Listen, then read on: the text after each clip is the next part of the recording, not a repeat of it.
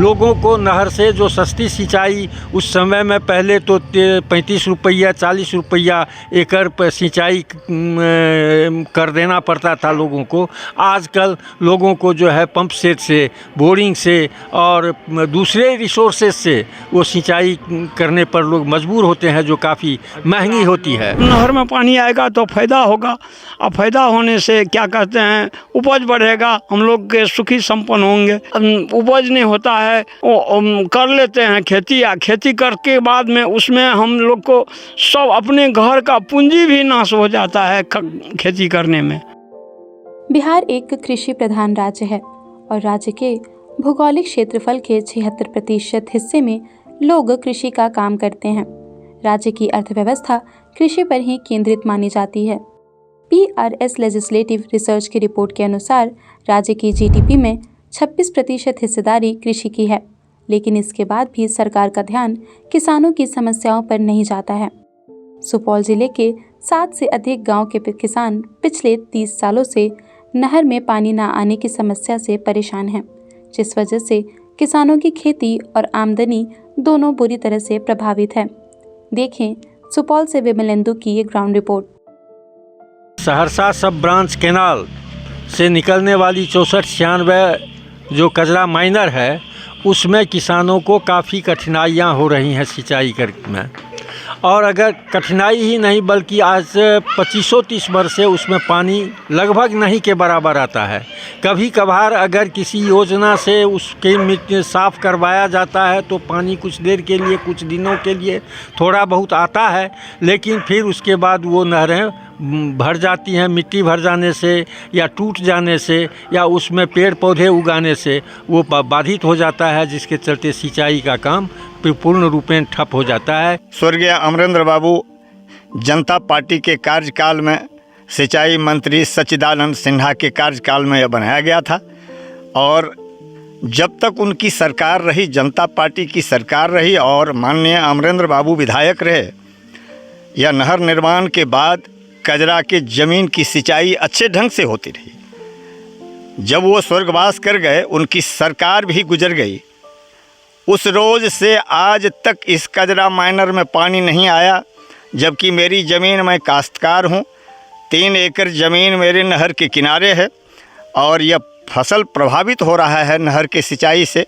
अभी electric motor, diesel pump से irrigation करना इतना कॉस्ट ज़्यादा हो रहा है कि काश्तकारी घाटा में चल रहा है। पानी नहीं आता है, इसलिए बहुत हम लोग को तकलीफ़ हो रहा है, क्योंकि जो मशीन वाला को भाड़ा दे करके यहाँ पटाने में भी फिर भी टाइम से नहीं आता है। वो मशीन वाला टाइम से नहीं आता है, उसमें 8 दिन 10 दिन 15 दिन लेट हो जाता है, फसल नहीं होता है।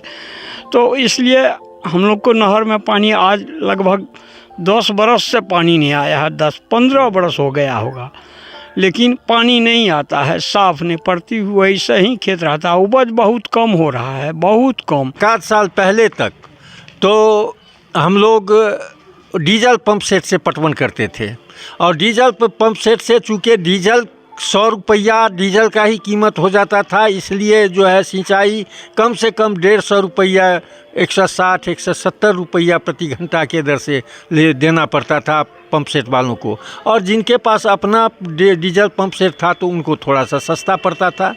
लेकिन आजकल अभी बिजली आने से कहीं कहीं लोग किसान दूर गांव पर से बिजली का तार खींच के और बोरिंग तक लाते हैं, और वहाँ जो है सो लंबा वो जो डिलीवरी पाइप लगा के मोटर में और तब खेत को की सिंचाई करते हैं। इसमें 50 रुपये घंटा के दर से देना पड़ता है किसानों को। जो यह के पास मोटर पंप अवेलेबल है नहीं, सबके पास नहीं, वो भाड़ा लेना पड़ता है किसानों को। इस नहर को लेकर हमने सिंचाई विभाग को भी आवेदन दिया, लेकिन सिंचाई विभाग के पदाधिकारी इस पर अनसुनी करते रहे, क्योंकि पदाधिकारी का अपना मंतव्य होता है, वो एक काश्तकार, एक किसान का क्यों सुनेंगे। लेकिन हम लोग जगह ज़मीन रहते हुए भी हम लोग निरीह हैं, अव्यवस्थित हैं। खुशहाली होनी चाहिए काश्तकारी से, लेकिन दुख काट रहे हैं, क्योंकि सिंचाई व्यवस्था अनुदान भी सरकार से प्राप्त नहीं हो रहा है। 1 घंटा पटवन करने के लिए डीजल पंप का 125 रुपया घंटा लगता है और बिजली वाला पंप जिसके पास है वो 50 रुपया घंटा लेता है। आसानी से पंप मिल जा रही है? नहीं, पंप लोगों के पास बहुत कम है और 2-3-4 दिन का इंतज़ार करना पड़ता है।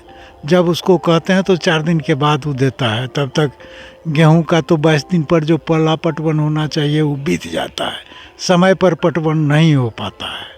स्टेट ट्यूबवेल की व्यवस्था अगर सरकार अगर नहर नहीं भी चलती है, अगर स्टेट ट्यूबवेल की व्यवस्था कर देती जगह जगह पर, तो उससे काफ़ी लोगों को सहूलियत होती और सस्ती सिंचाई किसानों को मिलती। लेकिन ऐसा नहीं हो रहा है, सरकार के इस दिशा में कोई कदम नहीं है। दूसरी बात, अगर प्राइवेट नलकूप के बारे में लगाने के बारे में भी, अगर जहाँ जहाँ नलकूप लगा हुआ है प्राइवेट नलकूप, अगर वहाँ तक बिजली विभाग और बिहार सरकार अगर वहाँ बिजली पहुँचा देती और वो मोटर वहाँ लगा के लोग अस्थायी रूप से वहाँ से सिंचाई करते तो थोड़ा सा सहूलियत होती लोगों को। लेकिन वह भी नहीं है। लोगों को जो है सो माने 1-1 किलोमीटर तक वो तार बिछाना पड़ता है, आधा किलोमीटर डिलीवरी पाइप बिछाना पड़ता है। खतरा यहाँ इस बात का भी है कि तार जो धरती के ऊपर से बिछा के लोग ले जाते हैं बोरिंग तक, अगर वहाँ ले जाने में